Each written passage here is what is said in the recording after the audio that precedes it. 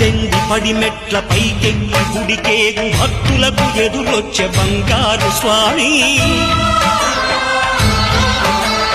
ఇరుముడులు స్పృశించి శుభమును దీవించి జన బృందముల చేరే జగమేలు స్వామి తన భక్తులను విల్చు తప్పులకు తడబడి ఒక పక్క ఒరిగెన ఓంకారమూర్తి